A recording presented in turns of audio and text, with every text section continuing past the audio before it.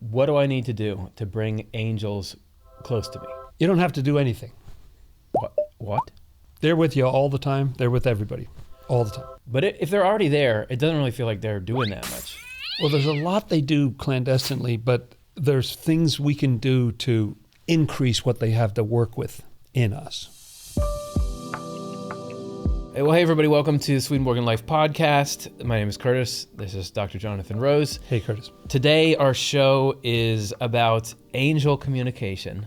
You heard that right. You're in the twilight zone. We're talking about angel communication. All right. How to call on angels. And this, like, people might see us like, these guys do not know that. If they had angels around them, the angels would tell them, like, actually, you should do your hair like this instead of like what you're doing. Right. But this is the information we have here comes from an incredibly reputable source. That's right. Don't take our word for it. We're talking about Emanuel Swedenborg, the most significant set of spiritual experiences ever recorded, in my humble opinion. Guy who was talking directly with angels for 30 years, and stuff that has utility where I can start to see clearly in my own mind the impact. What he lays it out for you step by step. Here's where you can see angels' influence. Here's how to amplify that influence. Like it's pretty useful stuff. Yeah, I'm trying to think of an analogy. It's not like a photograph. It's like an app that does something.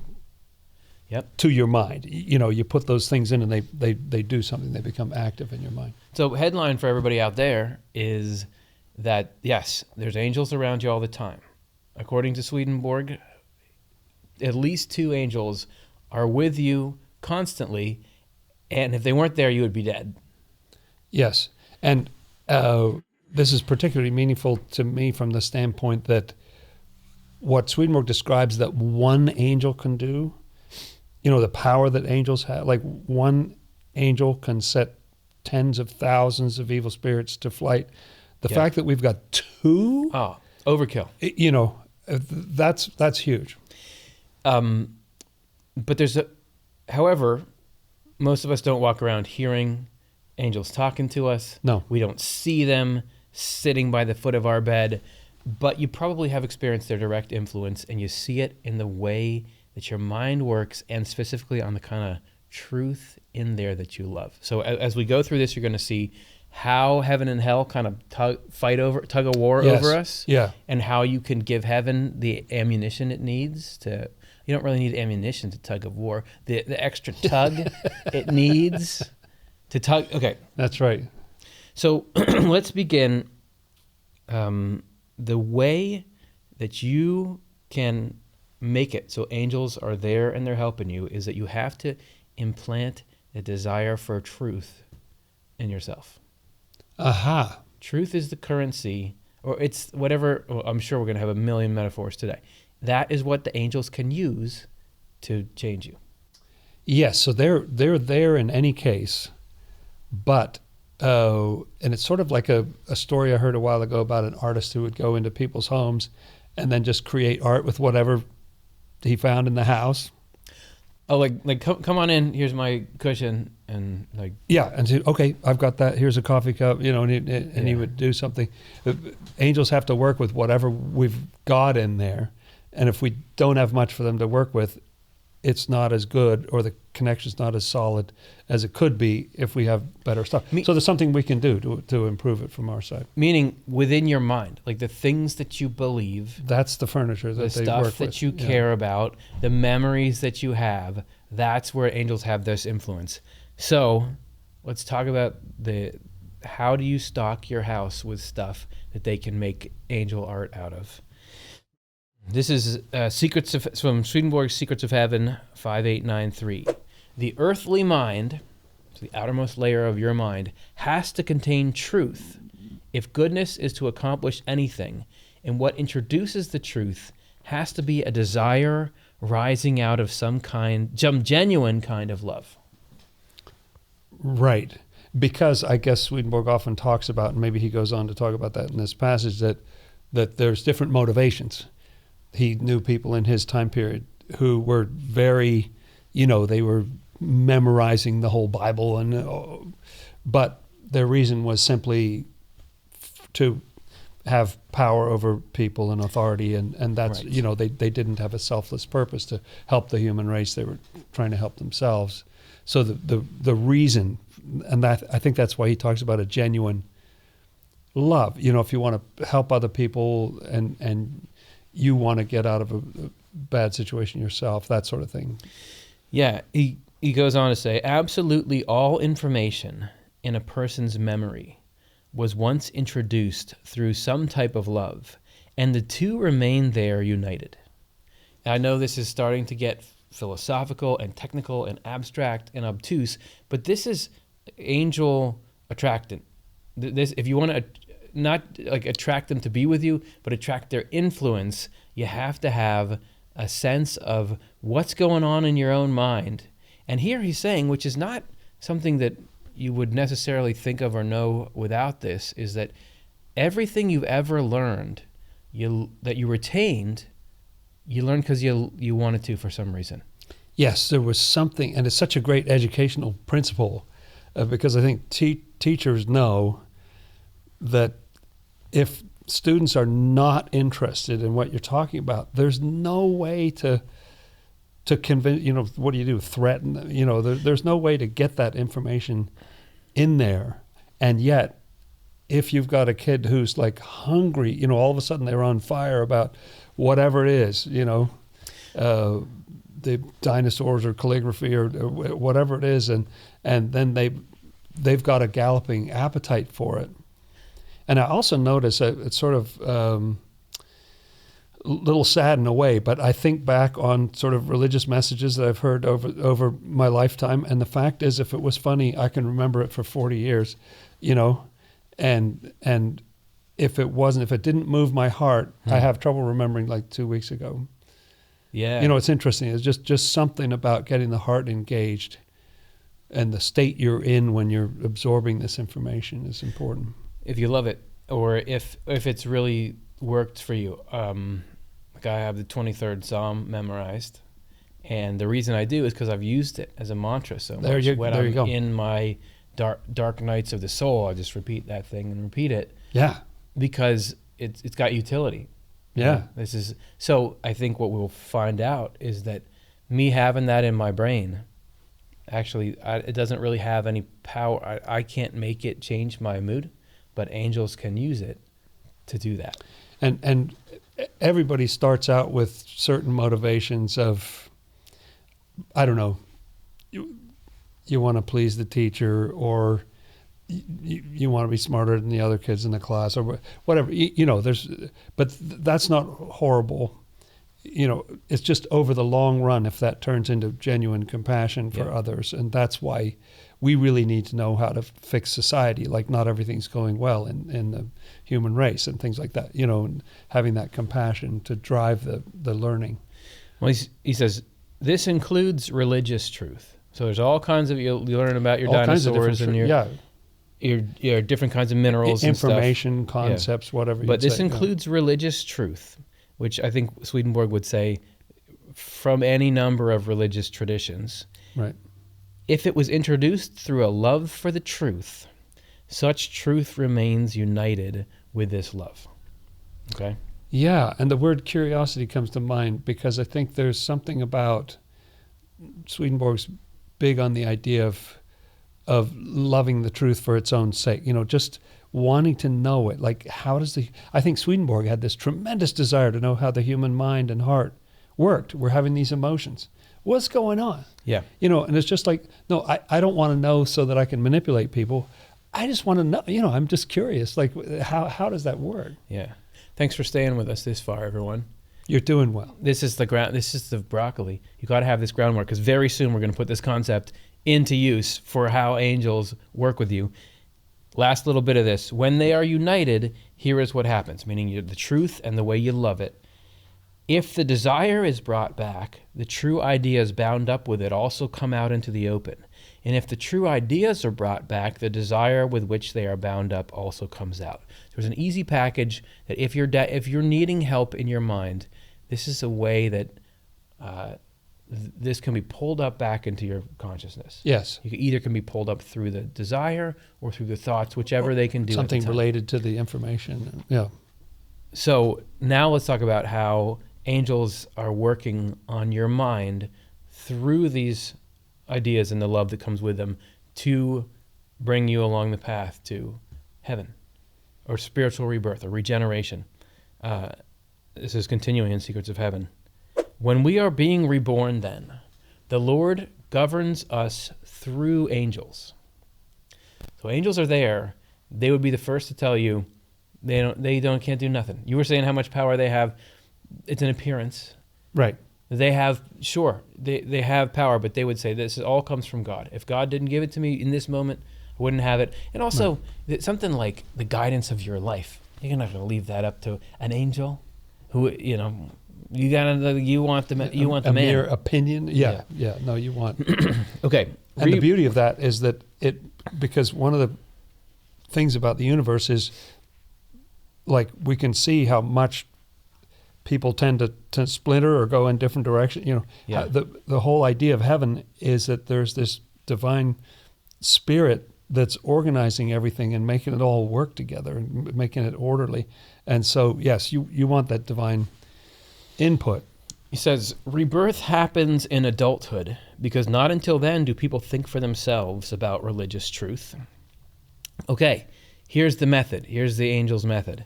The angel's method is to anchor us in concepts that we have engraved on our minds as true, and through these true concepts to anchor us in the desire with which the concepts are so closely joined. Because a desire for truth originates in goodness, it gradually leads to goodness. And what's so interesting about that, I know I used the analogy of someone coming in and using the materials in your house to do art, but it's very interesting that they don't bring in something new. They're just anchoring. I used the word anchor twice, that you've already got it. They just kind of glue it to the floor, or they plant it in the ground, or whatever analogy you want, right? So this person cares about loyalty to other people. Like you shouldn't do that. Yep. There's a certain code. You have to be this way in this situation, and so that great, we can work with that. Let's reinforce that. Let's strengthen that. And that's connected with this feeling of like, yeah, and I love these. Like I would die for these people. And so they are able to anchor the feeling to reinforce so maybe you just had it lying around in your attic somewhere, but they're able to really do something with it and make it foundational. If we've got angels all around us all the time, and they can talk to your brain somehow, why are we sitting here reading all these sacred texts and trying to learn things? Why isn't there just, you wake up in the morning and angels tell you, here's exactly what's going on, and here's how you should act today, and here's the right way to live. But yet you look out at the human race, and it's like, dude, most of everything we learn about this comes out of the world. You have these. This is why we're still talking about Swedenborg, who that was hundreds of years ago, 250 odd years ago, because there's the mechanics of how the whole thing works. Only the stuff that you brought into yourself in freedom, which if an angel came and told you it, doesn't leave you in freedom, because then you're like, well, an angel told me that, I have to believe it. That doesn't stick in your mind because it doesn't have the right desire that goes with the truth. Yeah. But the stuff that you, under no duress or any pressure, just, do unto others as you'd have them do unto you.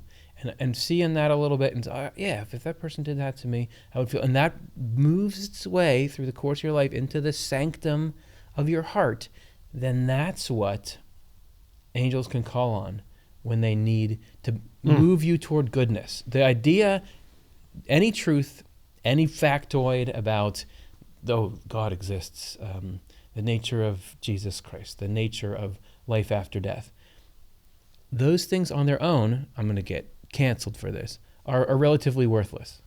They're only worth something in the event that they can lead you to the good of life.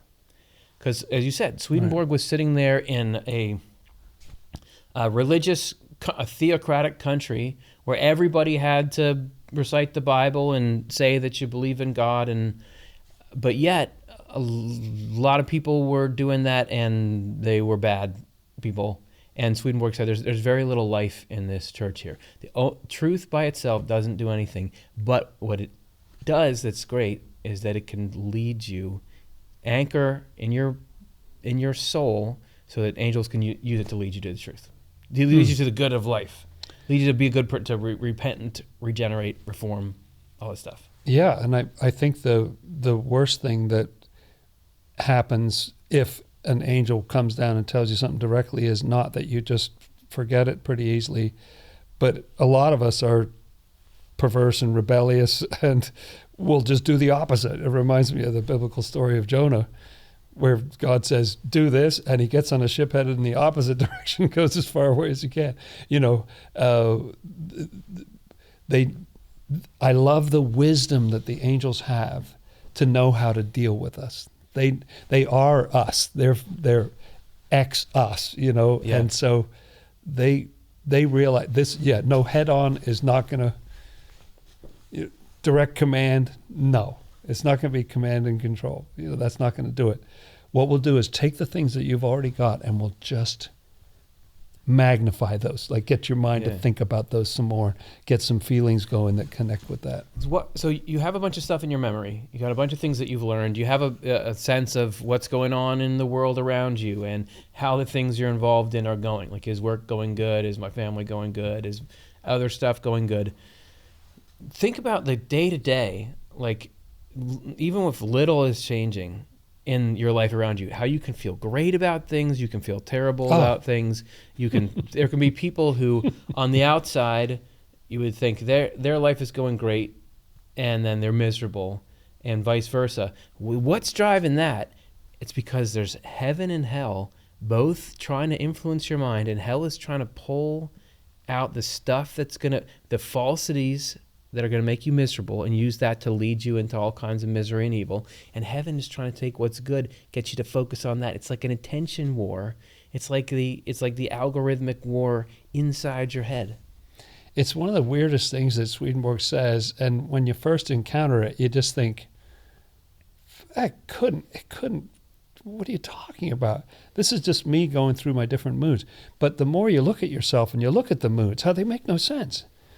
And you can be having the best day you ever had, and then one person says one thing and you go, well, now I'm angry, and you can't even figure out, like, how did I get to here? Or you just mysteriously go into an emotional hole all of a sudden. Like, oh, well, what am I doing down here? And when I think Swedenborg was really interested in those questions, and when he could see behind the scenes what was going on, there are other beings with us who are fighting with each other over us. Like, what we are is the real estate that they're fighting on. Yeah. We're the arena. We're not even one of the combatants. We're just the arena where these two groups are meeting, and we just experience this weird, like, suddenly this side's winning, that side's winning, in the long run, it's actually a helpful explanation because it explains stuff, weird things like how somebody suddenly, nice person living next door, suddenly goes postal and shoots everybody or something. Well, yeah, there's a fight going on in there, and you can't see it from the outside. And you can give one of the sides home field advantage, but that's right. Your role. Yes, you can. That's about the limit of your role. That concept wasn't a problem for me when I first started to really get into it, because I was having all kinds of, I had like depression and I have negative thoughts all day. And I was just used to, if you've ever had anything like that, and everybody does, I think people, I can't stop thinking about this thing. Yeah. What do you mean you can't stop thinking about? Aren't you the thinker? Aren't you? What do you mean you Isn't that can't? You? You don't say like, my own, I can't stop kicking myself. Like, what's going on there? So for me, I'm all day, every day, there's And my mind is just hammering on me, like trying to get me to think about things that I don't want to think about that are going to be distressing, trying to deepen those things, trying to kind of move me from one fear to another. I have a very antagonistic relationship with it. And so to me, hearing that was like, of course, that makes sense. One of your first ever videos was, I think, or at least a long time ago, one of your first 10, I don't know, about head bullies and things like that way back when. Yeah. It was so good because that's one of the great mysteries of life. It's like, why would I trash talk myself? You know, Yeah. why would I have my own voice in my head telling me I'm no good, telling me I'm stupid, or, you know. Why? Constantly. And to what end? You know, what's that doing in there? And this explains it. Swedenborg can explain that. Yeah. If you want to, everyone if watching, if you want to go take a trip back 45,000 years on YouTube, it's called Head Bullies, and the concept behind Baby Curtis, Baby Curtis, what he was trying to say was, if somebody else treated you like your mind treats you, yes, everybody would say you need to cut that person out of your life. Yes. So clear. If somebody Who came would say, up to you, I think you should stay with that relationship. No, stop it. Yep. So if somebody came up, if somebody was there who, whatever happened in your life, they would try to spin it negative, who was pushing these narratives and on just you. riding you with this stuff. and grabbing, you know, an amazing talent for grabbing one moment, like an awkward interaction from decades ago. Let's play that movie again, shall we? So let's look at that, because you said a really stupid thing. Yeah, like zoom in. So here's when you're experiencing that in your mind, what you're feeling is angels and evil spirits battling for control of your mind. So here is how that played out for Swedenborg. Going on in the same number. Much experience has proved to me that this is the case. Evil spirits have sometimes pushed evil and falsity on me. This is talking about in his mind. But because he had his spiritual eyes opened, what we don't see, the precursor to our conscious experience, he was seeing that play out. He could tell where this bad mood was coming from, and this glomming onto the things of hell.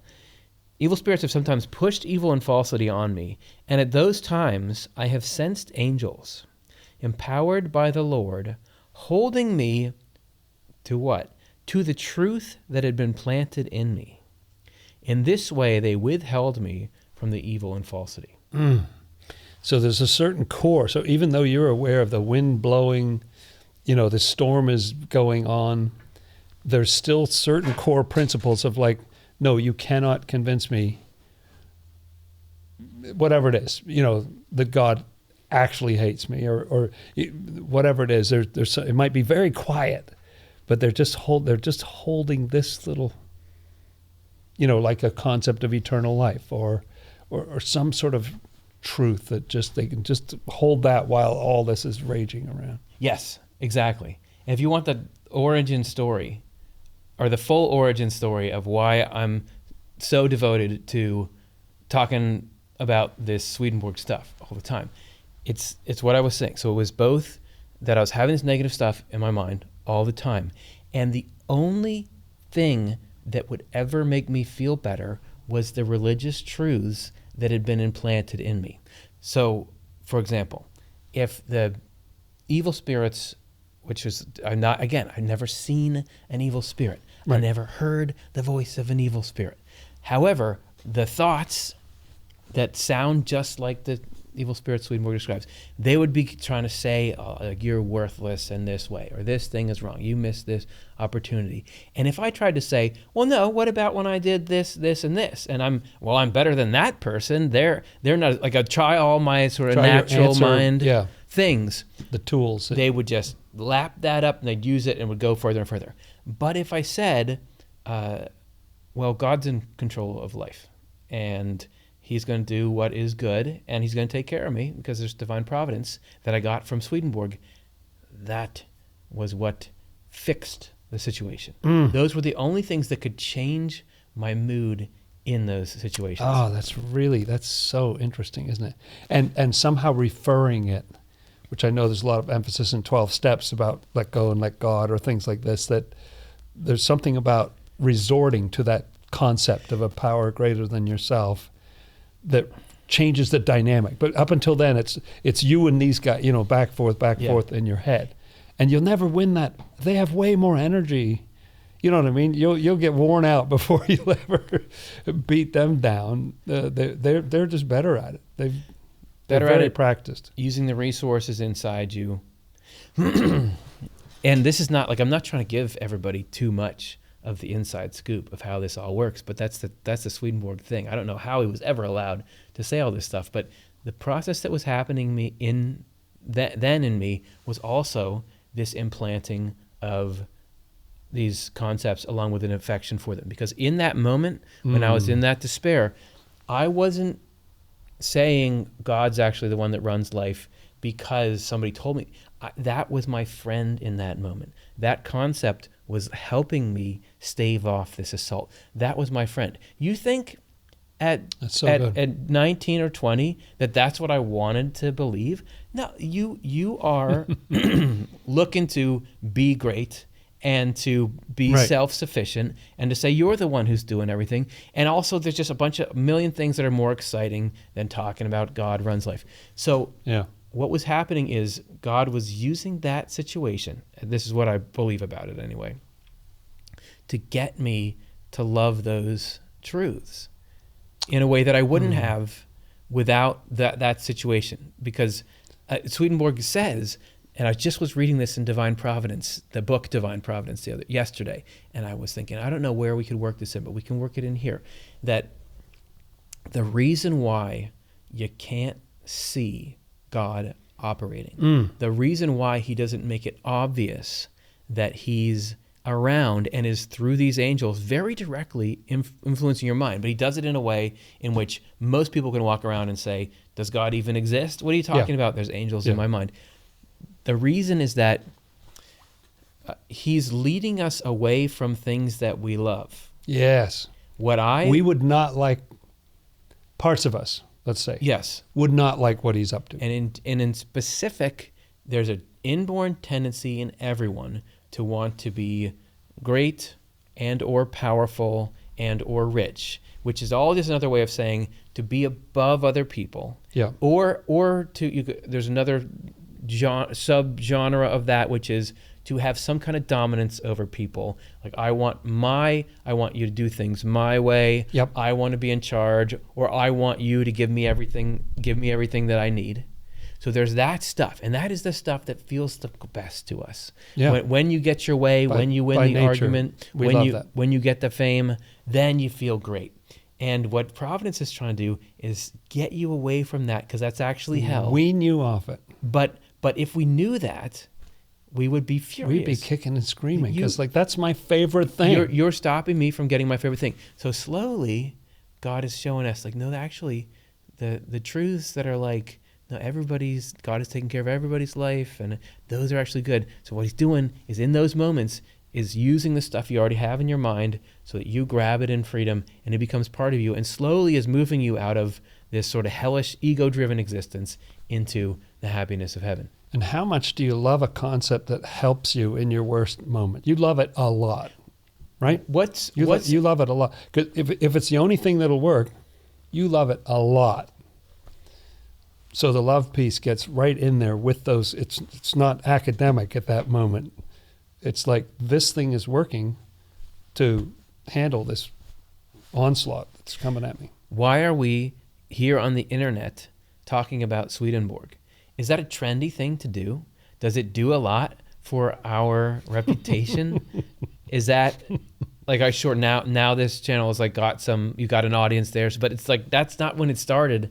And still, it's still a weird thing to do. Talk about Swedenborg, talk about... Oh, it's very weird. I don't think Swedenborg wanted to talk about what he was talking about. Yeah. In a way. Yep. I mean, he had his other project of being like a famous scientist and a philosopher and all that. I don't think he was planning on talking about the Bible or spirits or these strange things, but he saw that it would help the human race, and he really fell in love with these. These concepts helped him.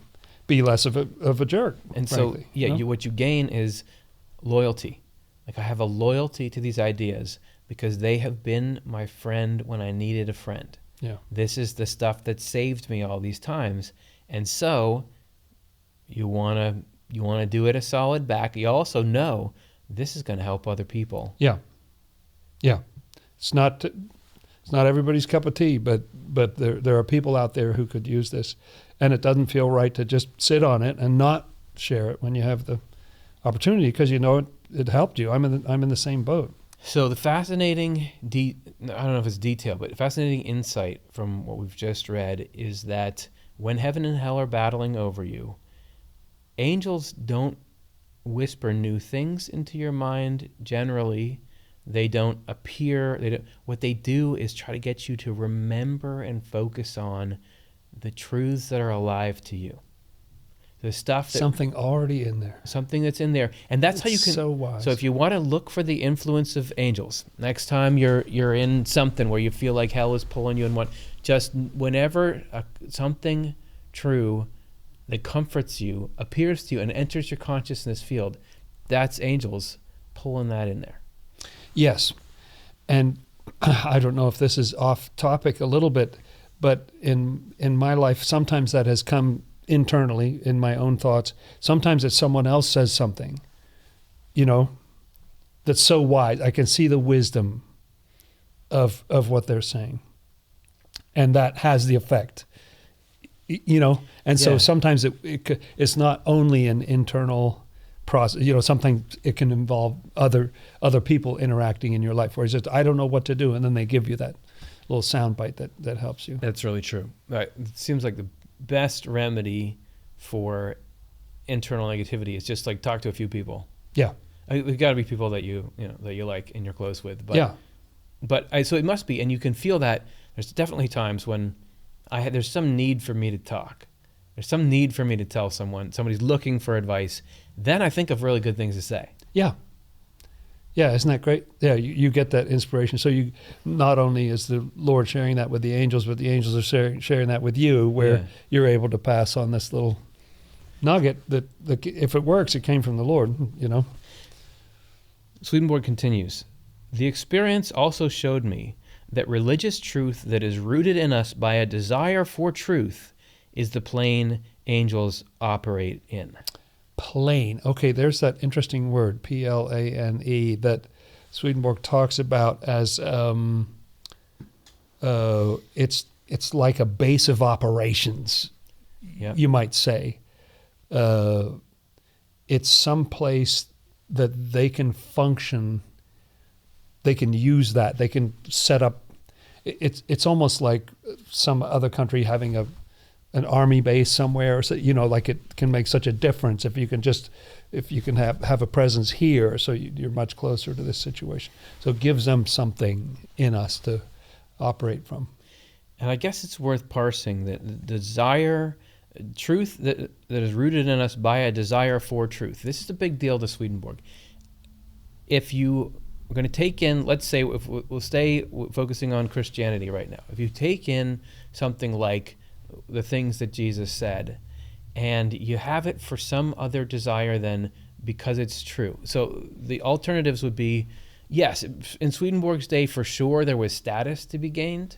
Yeah. By being well-versed in it, you could rise up. The clergy were certainly some of the most powerful people in the society, especially when you had church and state together. They have both political power and ecclesiastical power, and a lot of wealth went with that too, in also different religions. If we gain pleasure out of criticizing our neighbors, and in that way have a sense of, I like to, it's sort of a gossipy, like I like to feel superior to these, you can really love a lot of religious teachings because it's ammo for you to do that. It's great ammo.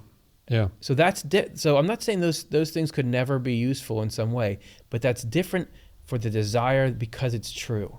This is, you love it because it just is what is, and you sense that this is what God is trying to tell us, and so will lead to good. There's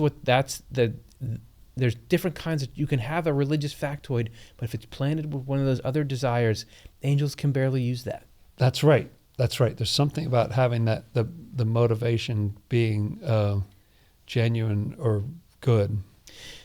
As a consequence, people without this plane cannot be led by angels, but allow themselves to be led by hell instead.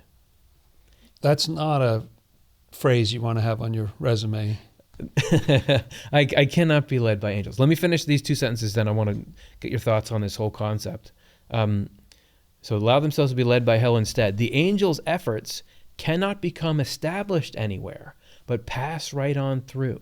Oh, However, we cannot acquire this plane unless we have acted on religious truth, which grounds it in our will, and by this means in our life.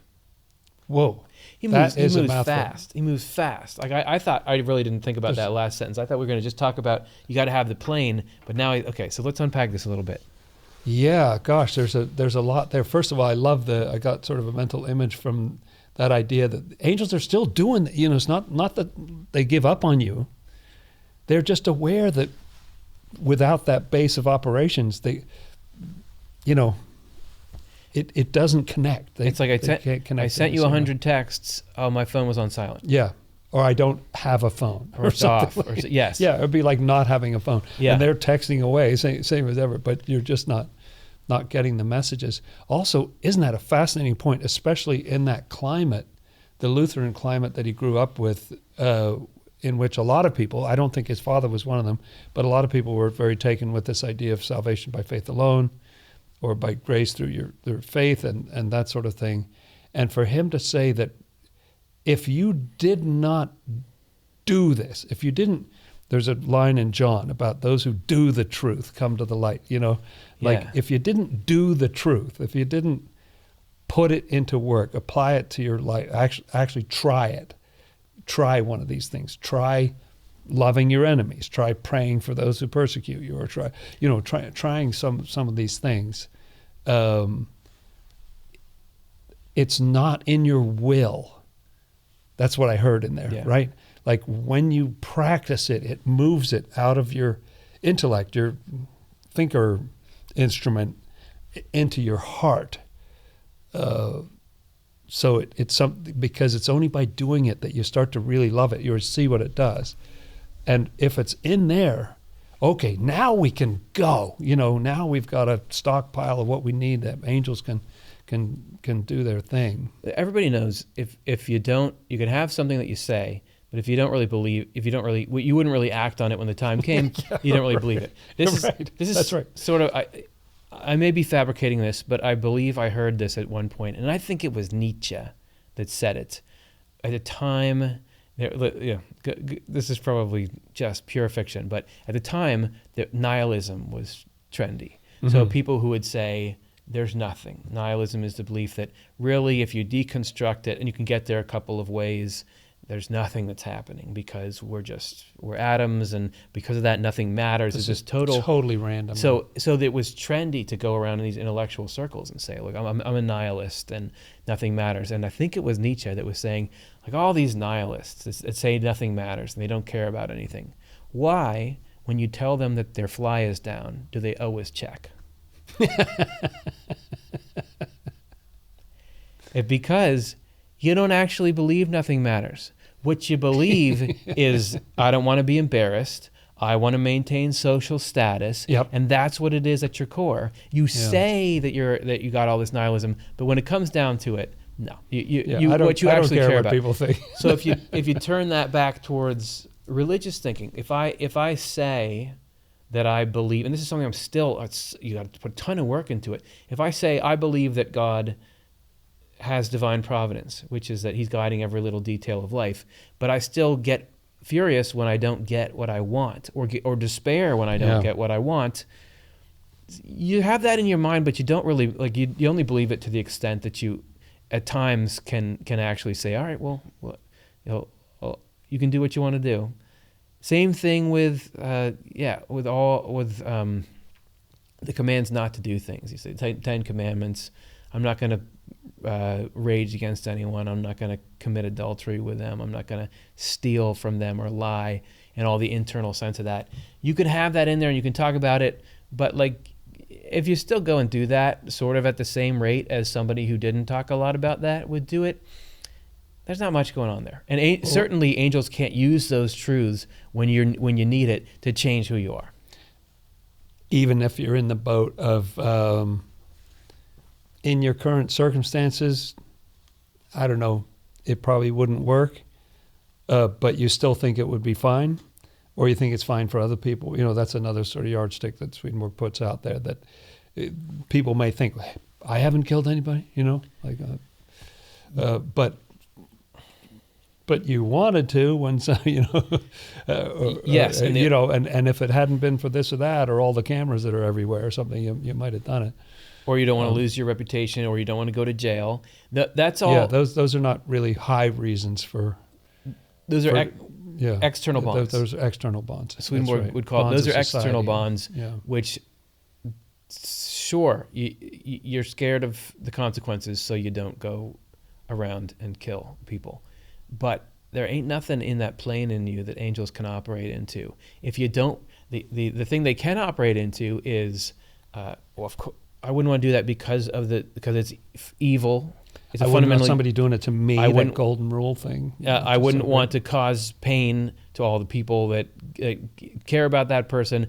God has commanded me not to do it. Swedenborg says that one is an internal bond, just because there's no direct enforcement by God. You've got to believe that even is there.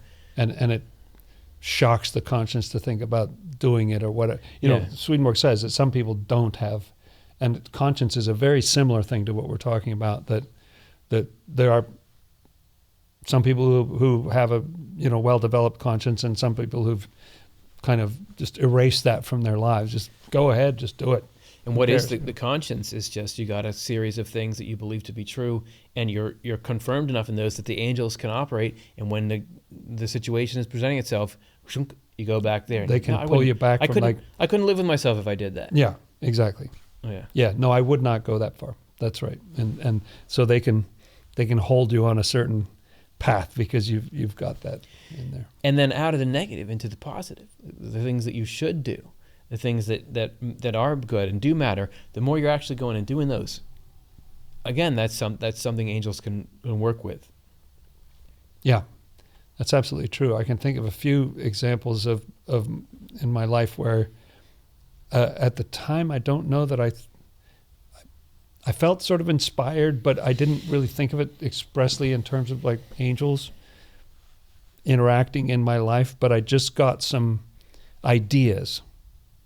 You know, I had the idea one time of, I really wanted to do a Bible study, and I it was a very simple thought in my heart of, I just wanted to sit down with one or two other people and just look at this together and kind of share that feeling. And it turned into this larger thing, which was fun. But I feel like that was angel inspired, because it had a life in it. It was good for me. It was good for other people. And so there's things like that can be angelic. I don't know if you'd call it intervention, but inspiration or something that I would think. In.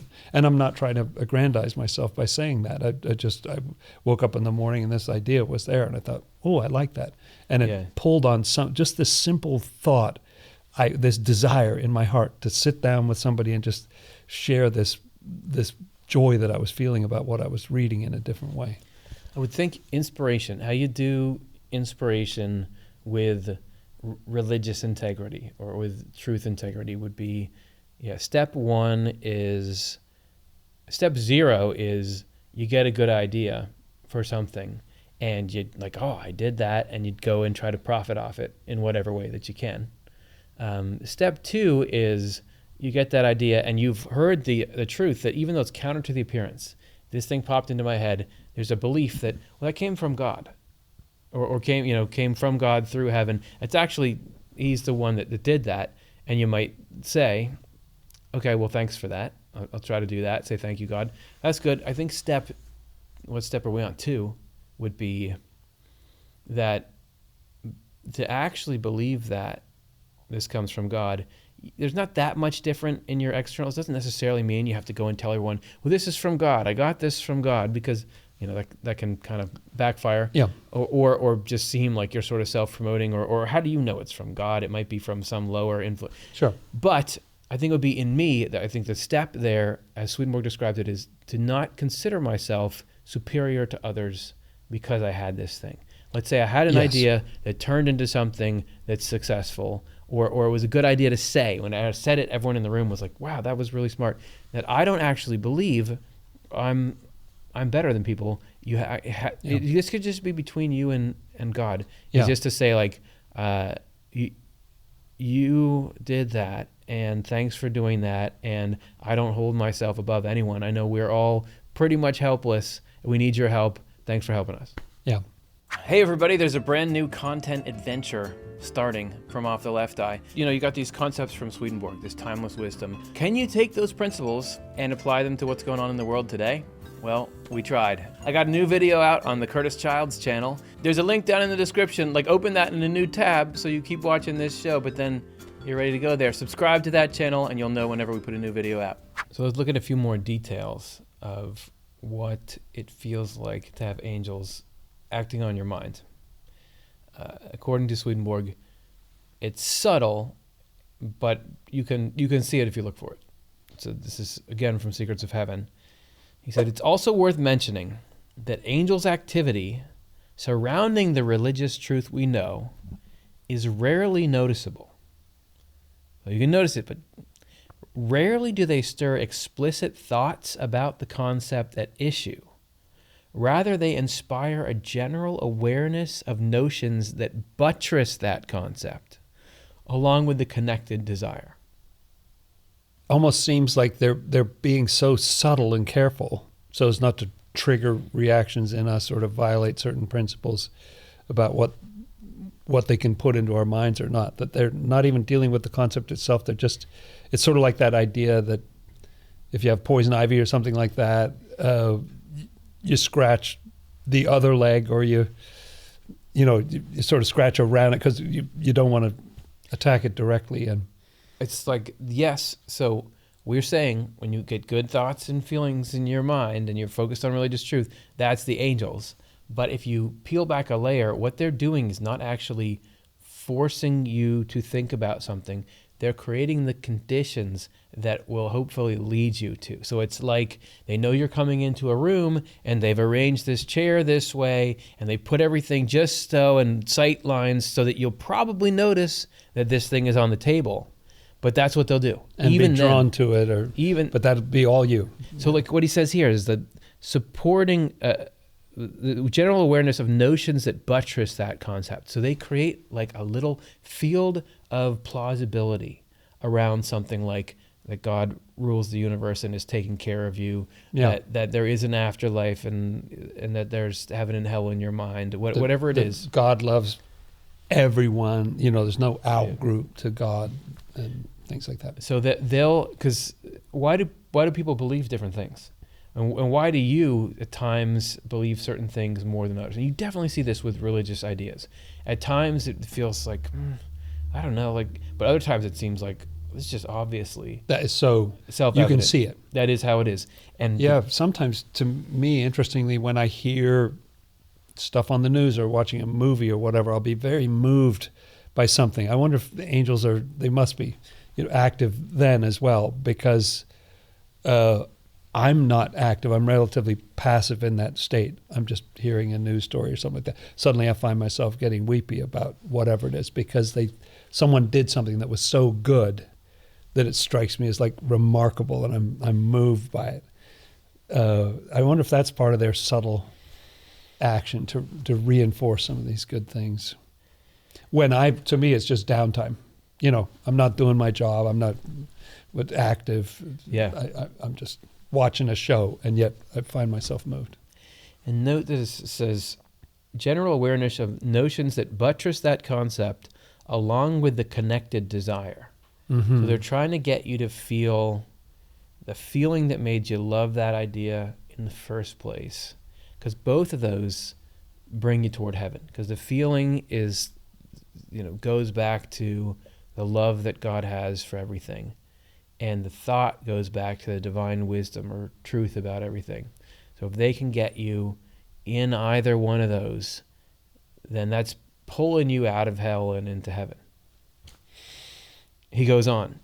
The angels work by an imperceptible inflow that, when presented in visual form, looks like a stream of light. Oh. So he can see. He can see That's it. interesting too. At what movie is there where the forces of good do not send out some beam of light that when you're in it, it does something good to you? That chases away the demons. Protects you or heals you or does whatever. When the people who have a near-death experience, they get in the light, and that's when all these things happen. So if you could see what angels are doing to you, like Swedenborg could, it's not like they're just kind of sitting there. It's like they're shooting light at you that has these qualities to it. So it seems like they have spotlight. I don't think they had spotlights back in Swedenborg's day. I don't know. They had theaters and things like that. I don't know how they lit They them. put a candle with some mirrors around it. Yeah. Somehow they're able to highlight a thing that's all they do is just, just shine a light on this. But yeah, I hadn't quite seen it that way before. Yeah, because you've got a bunch of stuff in the house of your mind, a bunch of clutter in there, and the evil spirits are trying to get you to look at this dingy dust in the corner over here. Yeah. Focus on that, whereas angels are saying, look at this beautiful thing that you have on your mantle here. Do you even remember that this is here? And I'm illuminate the areas or the way that you would get to that with. And it looks like an inflow of light. The light consists of countless truths within goodness that encircle a single concept we possess, maintaining us in the truth and at the same time in the love that goes with it. So angels lift our minds out of falsity and protect us from evil. But the person knows nothing at all of what is happening. Yeah. Yeah. So how do you...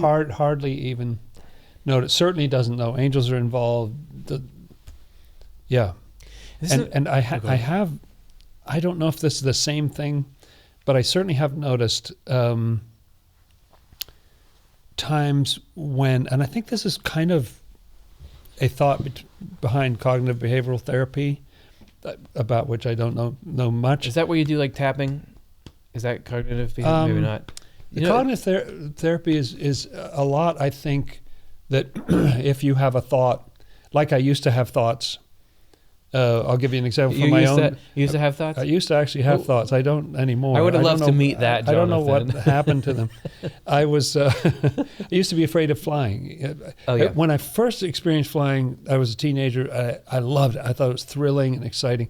Later on, I don't know because I have a wife and children, or I just got nervous. I would worry about the mechanics who fixed the plane, or I'd worry about the pilot. Do they know what they're doing, or is and I would have these mental images of the plane just like falling out of the air. And so the idea is you've got these thoughts, and obviously they have feelings attached to them. Then you think other thought. You try to come up with a thought, and the more specific it is and concrete, and the more specifically addressing those issues that were raised by these other thoughts that are hounding me every time I'm on a plane, it's effective at dealing with it. But something general like, well, God is good, that doesn't help as much as what I eventually came to. And this was not through the help of cognitive behavioral therapy, but when I tried it years later, I thought back to this example of how effective that was. That eventually what I thought was, wait, I'm just riding on this plane today. I get on a plane a couple of times a year or something. The pilot, the flight attendants, this is what they do for a living. They've got much more skin in the game than I do. They have much, do they want to crash? They don't want to crash. They're doing everything possible not to do that. Second thought about the plane diving right out was like, there's nothing between the plane and the ground. There's tens of thousands of feet of this substance called air. Don't know if you're aware about air, but air is interesting stuff. When it's still, it seems like a nothing burger, but what is it that knocks down all the trees in a hurricane? 100% of the trees. Air. That's air. Air is stuff. You're not up there in the middle of nothing, and the plane will ride down on a massive cushion of air if anything happens. I'm not saying that crashes don't happen and everything. I'm just trying to give an example that was very helpful to me. I could answer those thoughts with another thought, that thinking about the pilot rather than myself. What are they thinking? And thinking about the air, and there were other thoughts like that went with it that made me much more comfortable when I was flying. So it sounds like you were having those buttressing concepts illuminating in your mind. It's not like you didn't know that stuff before, but it wasn't coming up at the time. Right. It wasn't helping me in that battle, because I was, I was very, very uncomfortable in a very negative state when I was flying, when I had all those thoughts.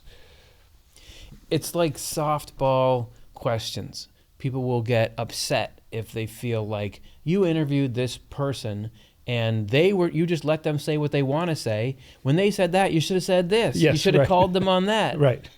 That's sort of what it is, that evil spirits will just they want to say their say, and it's not that there's not an answer, but they try to control what's said, the narrative, Yeah. or bully pulpit it, and angels was just like, all that's in there. All that's in your, or we know there's going to be enough in your mind that we can make this art out of it. We can rebut that. We know we'll work with what we have to push this back. What we're going to do is shine a light on this, and we know that we can turn the emotional tide to get you to, we'll have all this stuff, and they get the good feelings you have about, you love science and that kind of stuff. So that's how you know about the air. They'll get your sense of, wait a second, people are generally good. So then you'll think about the pilots and the flight attendants. People, there's competence in these fields, and you'll respect it. They pull all that stuff out, and so turn the tide there. Yeah, and I've noticed that the way they do it is they won't try to take it head on, like when there's just an assault coming in. If I'm just flooded with I am so nervous right now, I'm just having thoughts about maybe the mechanics were drunk when they were supposed to be fixing the plane or something like that, and just flooded with these ridiculous thoughts. They won't do it right then. They don't tackle it head on. It's just after a while when I'm sort of exhausted from thinking all that stuff, and then I just get distracted, and I'm thinking, I'm watching a movie on the plane or something like that, and then just bing, they'll just drop a little at another time, just a little. It often just feels like a little drop of something, just like, well, what about the pilot? Yeah. You hardly ever fly. They're flying all the time. Well, what about them? Or something, and you just just drop it in there. Yeah. But it's helpful, and then I'm able to hang on to that, because okay, next time that comes up. Another one is just the sheer statistics of how often there are plane crashes and how many people survive, even when there's crashes at the end of the runway. I think 60% of the time, everybody lives or something like that. Anyway, there's just statistics that also help to counter that sort of dread, because the way the hells work, they just want to play screeching violin music and scary images of disaster and stuff. I'm going to say, people want to see people argue online. So here's good. I'm going to Let's give them say what they want. That even though those were great concepts for you and they help, generally those are falsities that you're believing there. And what I mean by that is, yes, all that stuff is like appearances of truth. Like, does it matter the mechanics, what they're doing, the pilot, what they're doing?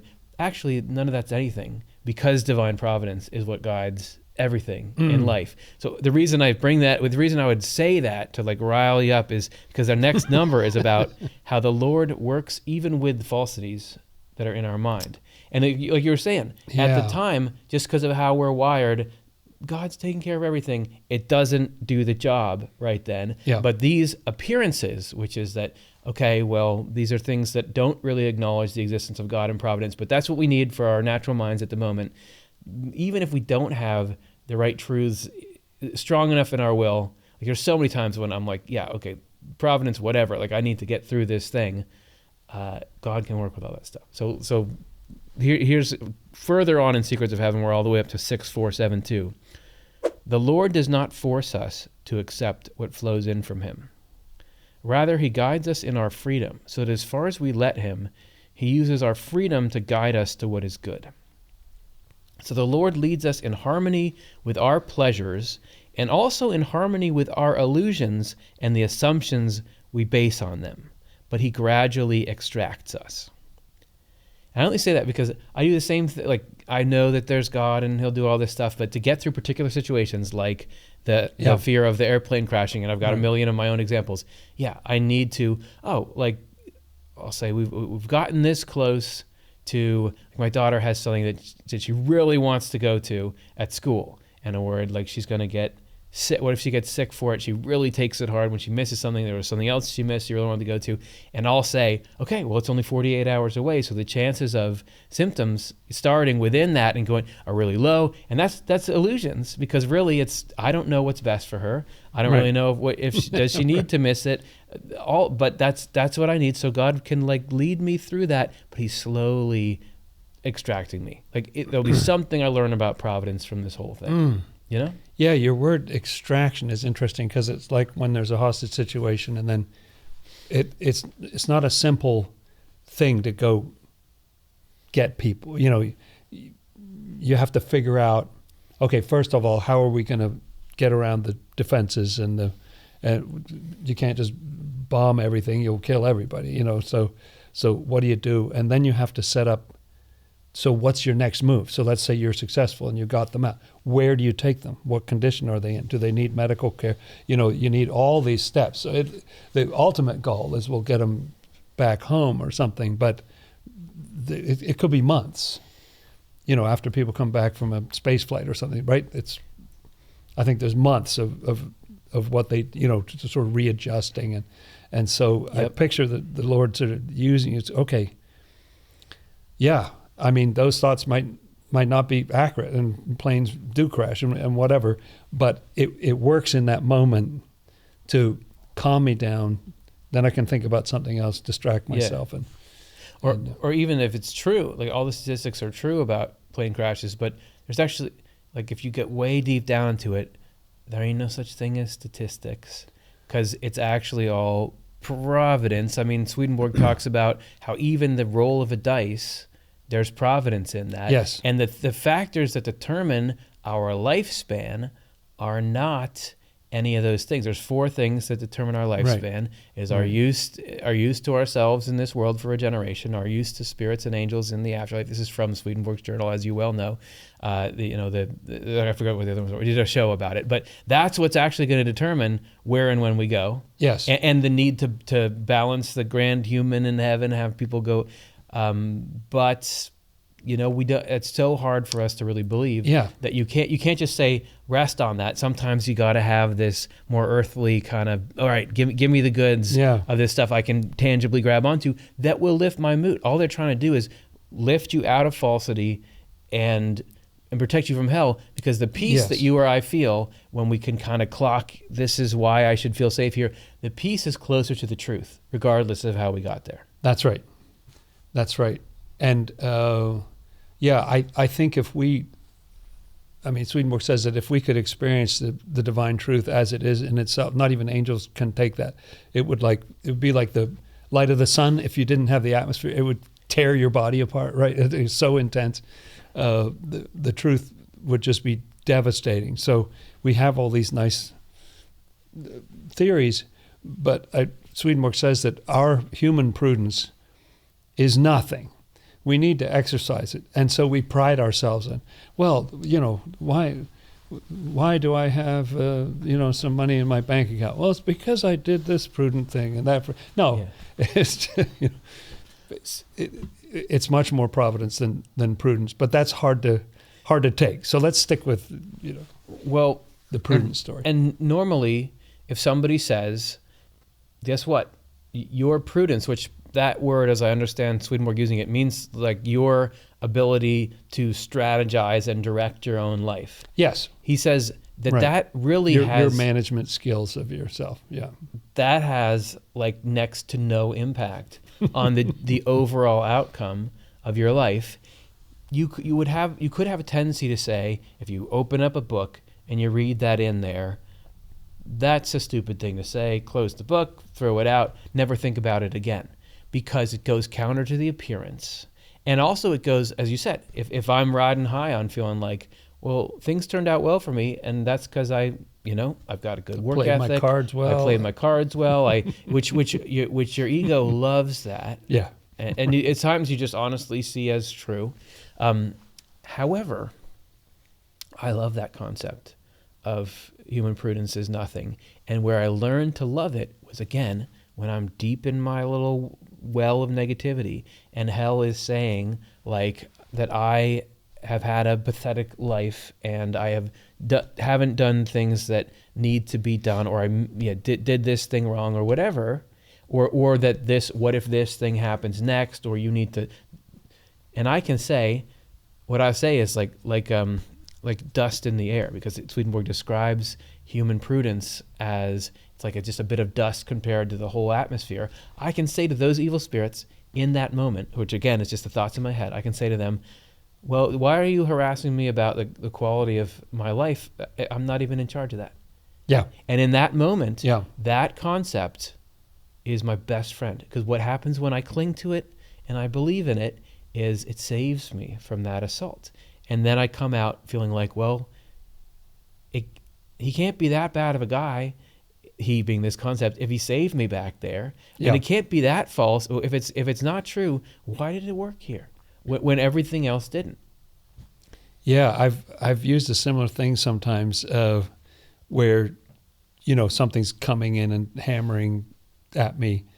It's sort of, I forget whether you likened it in that Head Bullies movie, but it's certainly like junk mail that you get. Yeah. But it says, you have to pay attention to, urgent, you must respond, and which you don't have to. And so you got a piece of junk mail and it says you have to respond.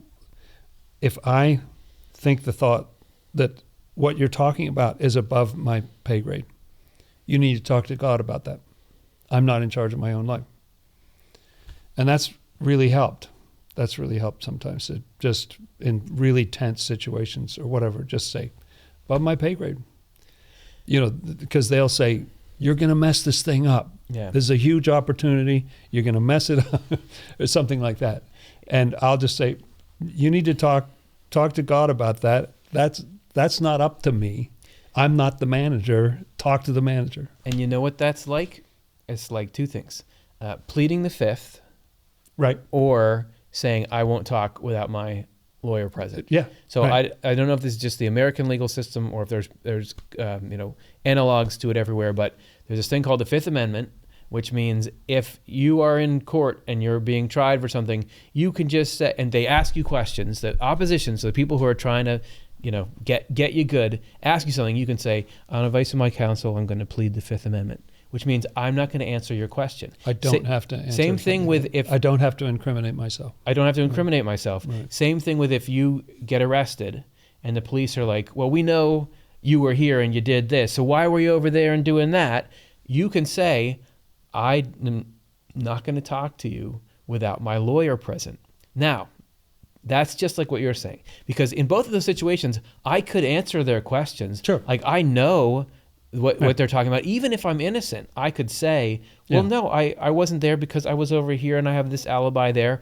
But the reason why that's a thing is in the moment, it can be that anything you say there, they're trying to use it against you. Yes. That it is actually, exactly. it's right. not advisable to talk, not because in the end you can't clear your name by saying what really happened. It's not that that you wouldn't know how to answer it, but given the situation, this whole thing is just a trap to try to get me. That's what it is for you to say. Hell comes into your mind and says, aren't you worried about you're going to screw this up? That's above my pay grade. Go talk to God. There's a fundamental truth in it, but we don't. We live our lives as if we're trying to do things, and we do have to try to focus our attention and hone in on things. But to acknowledge in that moment, really, ultimately, this is God's thing. It fixes the situation, and it somehow aligns you more to this almost paradox that Swedenborg outlines, which is you got to go and try to do a great job at life while acknowledging that it's really God who's doing it all, and that somehow is the key to existence. Yeah, and it's interesting to think about the legal counsel because they're not in the situation. They're representing you. They have a job to do, so they're representing you. And so they can see it a little more objectively, and they can hear, and they know this, they know the type of things that people do to try to, they're going to try to make you out to be guilty. So they know how to say, I wouldn't answer that, Yeah. and Because it's dishonest, selective questioning with bad faith intent, Yeah. which is exactly what hell is doing. They will take things that are like half true, or there's some anchor in, this really did happen, but they're using it to try to harm, not to try to find the truth. They're not. You can't trust what they're doing. So that's why you would say, I'm not going to engage with that. Instead, we're just going to. The angels, who are your counsel, are just saying, what they're saying that to you when they're saying this isn't going to work out, you're going to mess this up, this terrible thing is going to happen, whatever it is you're thinking, they're saying, don't answer that. Instead, think about this truth. Yeah, that's right. And let me handle the negotiation or whatever. And and the Lord can do that beautifully. The Lord can do that perfectly for you. And so it makes a team. There's something in our lower selves that wants to be a solo and we want all the credit, or, but there's something nice about being a team. And just saying, let's handle this as a team. Yeah. I don't need to address this situation head on. I get my team to handle it. It's like, I have a master plan, heads down, they're going to try to come at you this way, just execute the plan and trust me, this is going to work out in the end. That's what the stream of providence is. Yeah.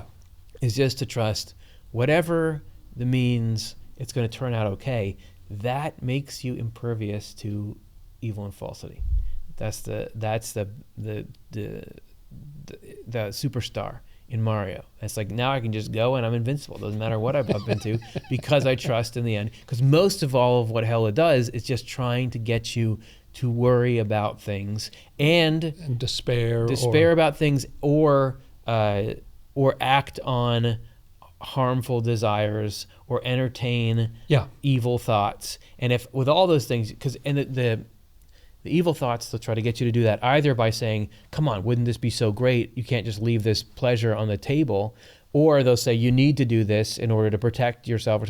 But if you say, no, it's all going to be fine in the end, I'm going to be happy, I'm going to have all the joy I need, I've been told by God not to do this, so in the end, actually, that the pleasure of vengeance or whatever you're trying to offer me will make me miserable in the long term and destroy my chance at happiness. So I'm not going to do that, so I'll just do this instead.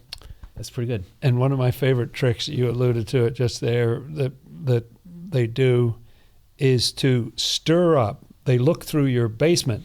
They find the worst thing in you. They stir up these evil as you say, desire for revenge or some lust or so, whatever they find in there. They can stir that stuff up. Then they accuse you of having the thing they just stirred up. Yeah, that's great. You're one of us. It's great. Yeah, and they're just saying, I can't believe you're that way. Look at you. You blah, blah, blah. You think you're so. No, look at you. Well, and for that, there's a truth that's in Swedenborg, which is, on our own, everyone has got all kinds of evil in them. Actually, you're born with tendencies toward it. That's just the nature of being a human being right now. And nobody's completely pure, and that's fine. God has the power to get you out of that, no matter what. So you're not even supposed to, you're not even supposed to go for that. Yeah, it's a sort of turn the other cheek situation. Swedenborg ends up in one of those. It's like, no, where these people stop him and they say, in a really intense way, like border guard type of, you're nothing but evil from head to toe. And this usually rattles people and they get upset and all that kind of stuff. And Swedenborg says, that is so true. And the same applies to you. That was his response. Yeah. And they said, okay, you can come. All right, in. you're cool. All right. You're all cool. right. We're actually in the middle of this quote. Really? So let me finish it out. So because he just said he gradually extracts us. Remember, the Lord is using our illusions to extract us from hell. Moreover, it appears to us as though we do it on our own. So it seems like until you really start to acknowledge the existence and operation of God, it just seems like, I'm just getting myself out of this. The Lord does not break our pleasures and illusions then, since to break them would be to violate our freedom, whereas freedom is a must if we are to be reformed. It is a secret so far unknown that the Lord flows into us in this way, not only indirectly through heaven, but also directly from himself into both our inner and outer levels. So gradual change. Gradual. Won't even try to say right now. It's like if somebody comes into your gym and says, I have a terrible diet. I haven't exercised in 35 years. And they're like, all right, we're going to go hard for 2 hours and you're going to completely get on this. You'll be in the Olympics by the weekend. In the Olympics by the weekend. Can't do that. And nothing in us changes that fast. God will just nope, that's fine. We'll just make little bits of progress. There's a great line in, I think it's toward the end of Exodus, where it says, little by little. This is for chasing the enemies out of the Holy Land when the children of Israel get there. Little by little. Because if we drove them all out at once, then wild beasts would just come in and take over the land. Like there's something worse that would happen. Yep. We're just going to do it one issue at a time. And this is something that I think some religious traditions sort of miss this idea, or there's been kind of this idea of instantaneous salvation. You just, accept Jesus or something, and boom, you're done. Mm-hmm. But no, it's a long process. And a lot along the way, we may be still driven by all kinds of lower self issues, but we're moving, Right. And it's good. We're headed in a good direction. It's good enough. We're okay. We're going to get there. So everyone's experiencing all the time the struggle between angels and evil spirits in their mind, which is trying to pull you either toward negativity in hell or toward positivity in heaven. And you need to establish resources for the angels to use. There has to be a place in you where you've got some truths that but not just know, but love and have acted on. Mm-hmm. And that's what they flow into. However, there's the mother lode. There is the secret weapon that God has stored inside you. Oh. Actually stored inside you through your childhood. Really? All that fun and goodness you had as a little kid, there was a very important strategic reason for doing that. Huh. That actually can be pulled up. And amazing. Swedenborg calls it the remnant. Okay. So this is from Secrets of Heaven. A remnant is truth and goodness hidden away by the Lord in our inner self. The remnant consists of acknowledgments of truth and desires for it stored up in us before goodness reveals itself. When accompanied by goodness, they shine out. Until then, only the amount useful for our lives is brought out of storage. So we've got some kind of repository that's being filled up with things. I don't know if he says it here. Elsewhere, he talks about how all the good states you pass through in childhood. Yes. That's how this gets built up. You have this all this instances of love and wonder and innocence and sense of how things are meant to be. Yeah, I am not sure, but I think it also includes even, I think very, very little children may have a sense of the presence of God, right, or a sense of the presence of angels, a sense that the whole world is kind of alive. So a sense of eternity, some of these basic truths are imprinted at a very early age. And then we get older, we get more sophisticated, and we're cool now. And so they just put that stuff in the back room, but draw out just enough. Apparently we couldn't even function without this because it's some sort of basic connection with God and with heaven. But then if we start to move in a good direction, these things can kick in, and the beauty is, I always think of it in connection with this line from the book of Revelation that says, remember from where you've fallen, that we actually start out like the Lord kind of tilts the playing field by putting goodness in there before we even know what's going on.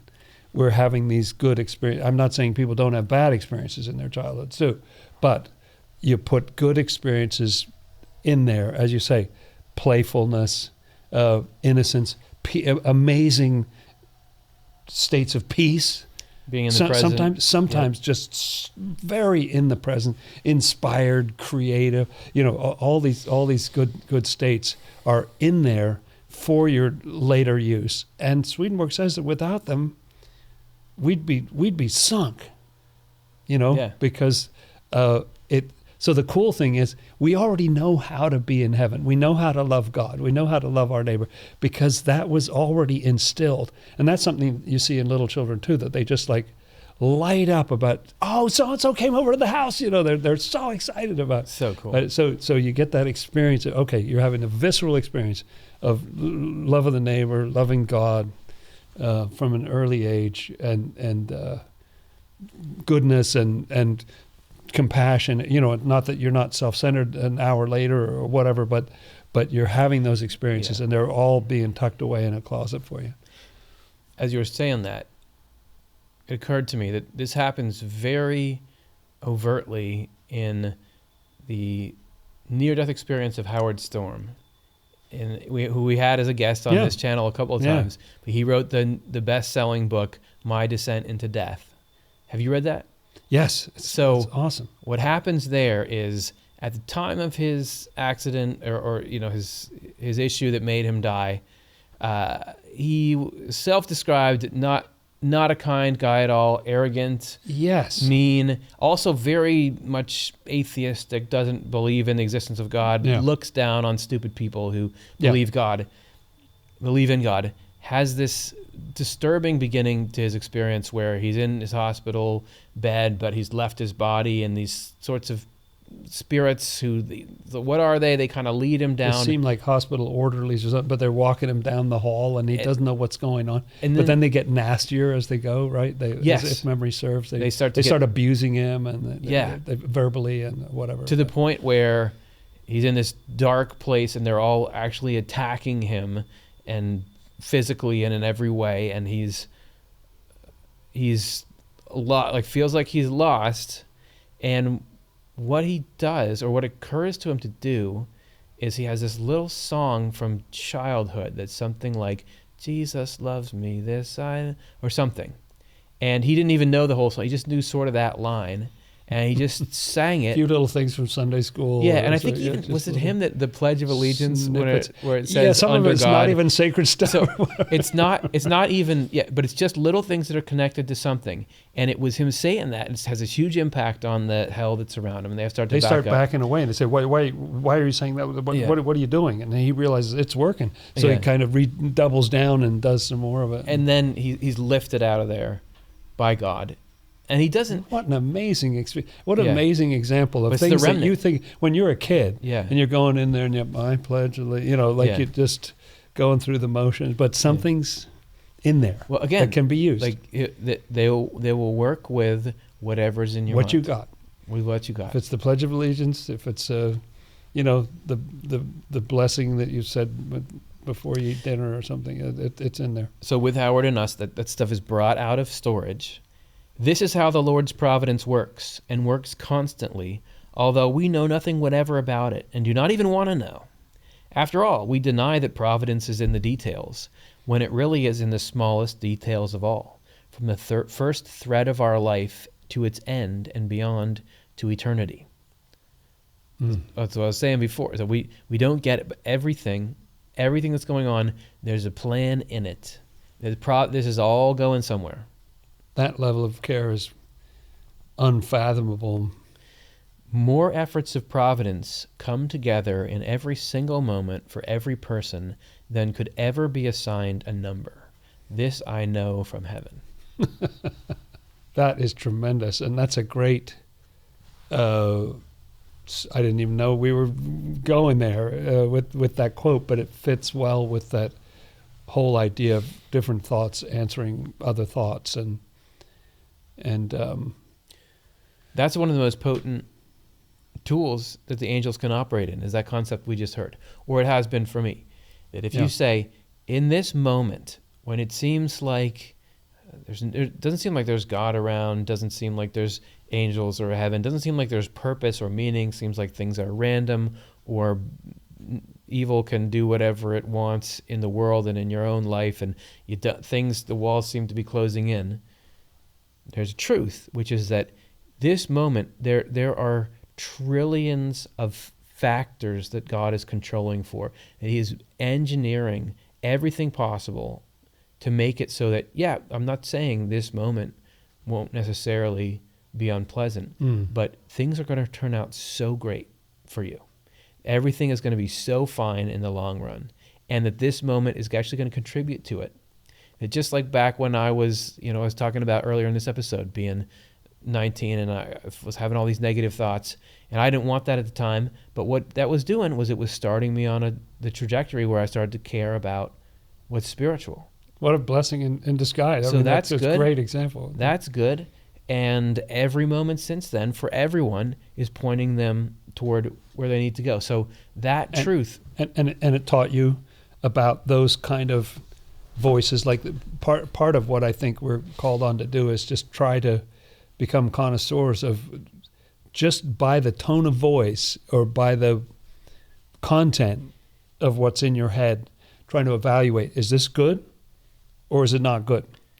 And if it's got that tone of abuse, if it's one of these urgent things, it's just like scams. One of the main things they want you to do is get you into a negative emotion and also have you do something quickly by alarming you. Right. It's hell's playbook. It's just perfect. Yep. It's perfect. That's what they want to get you alarmed and freaking out, and something has to happen right now. And no, it doesn't.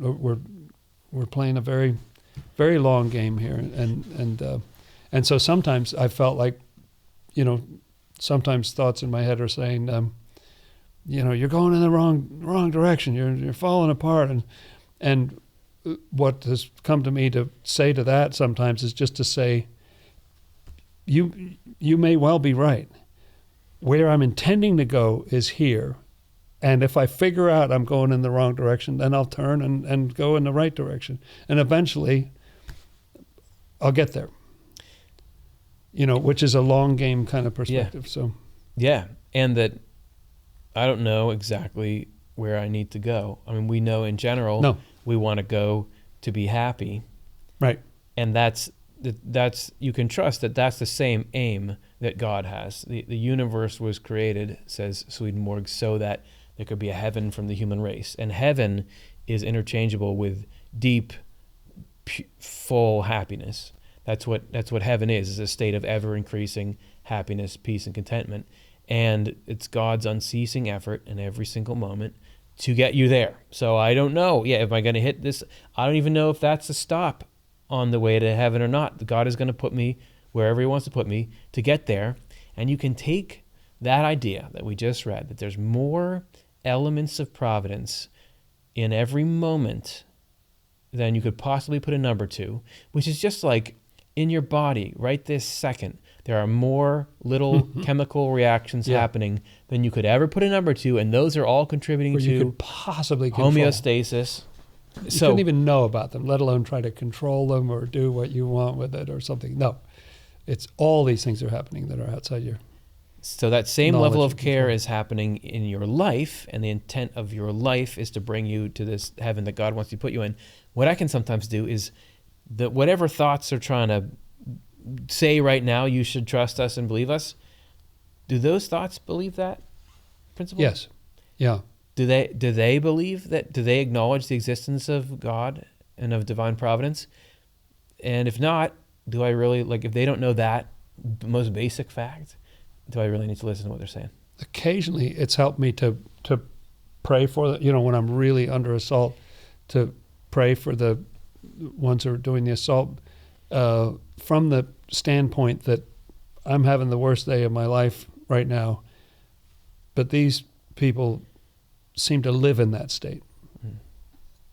And wow, that's a lot of darkness, and to pray for them, just hope it gets better for them. Because that connects you to that feeling, which is wish well to all, which is who God is. So let's recap this. So, angels, how do you connect with angels, or how do you interact, or how do you set the stage so that angels can interact with you and communicate with you in their way? Swedenborg's teaching on this is just so counterintuitive to me, because what I would think somebody would say is light a candle, do some deep breathing, think this, chase that from your mind, picture yourself surrounded by white light, do this, do that. He doesn't say that. he says, take something that you know is good and do it. That's it. No candle, no breathing. I mean, it's not that you shouldn't do those other. They're nice things to do, but the main thing is to live by principles that you know. And the takeaway for me out of what we've been talking about is that there are such rules and such wisdom that angels possess from the Lord about how to deal with us, that the chances of you noticing them doing anything are very slim. I don't mean that there aren't people who have a thin veil and see the same kind of things that Swedenborg did. Yeah. There are those people. It's I would say a small minority of the population kind of thing. I'm not in that group myself, but looking at the subtle things, I feel like I am getting help, being grateful for that little positive thought that'll kick in sometimes that helps you and that helps break the spell, the hold of those things. Reminds me because realizing that those angels have to, the thing that I want of sort of a direct, do this, or, some sort of direct instruction or something. No, not happening. It's very subtle, emphasizing, anchoring this, pulling this close, shedding a light on this. They're very, very subtle things that Swedenborg says we don't even notice most of the time. But knowing that is useful to me, to thank them for what they're doing, and they're doing it really well. Yeah, and you can set up something that's better and more consistent than even if you can induce spiritual experiences or something, which I think most people, I don't know if we could ever get there and do that. The people who, obviously Swedenborg was doing that, and it was an important part of what he was doing, and he couldn't have done this revelation without it, but he doesn't ever give you instructions on how to do it, because I don't think he thinks it's bad, but that's not going to solve the problems you're looking to solve. No. And doing the thing that he's solving will get you to that place. It may well time. be that you kick into that gear at some point, but ultimately what you're trying to do is to recognize and strengthen the partnership that already exists, so that you can, when you get those influences, you can know, oh, that's angels here. You can give them more to work with, so that they, in every situation, can kind of give you heaven's attitude toward that situation and heaven's blueprint as to how you should act during that situation. And then you got angels communicating with you all the time, and you can still live your normal life, but just in the stream of providence. Yes. Okay, that's good. All right. Now, there's a couple of things in there that I feel like, okay, I got to go start doing that. Yeah. So thanks, Very Jonathan, for chatting. Inspiring. Thanks, Curtis. Thanks, everybody, for watching. If you're not a member of the channel already, click the join button, and you can help us as a not-for-profit make this kind of content. Thanks, everyone, for watching, and hopefully something that you heard today will pop up in your mind later, and angels can use it to, give you a good day.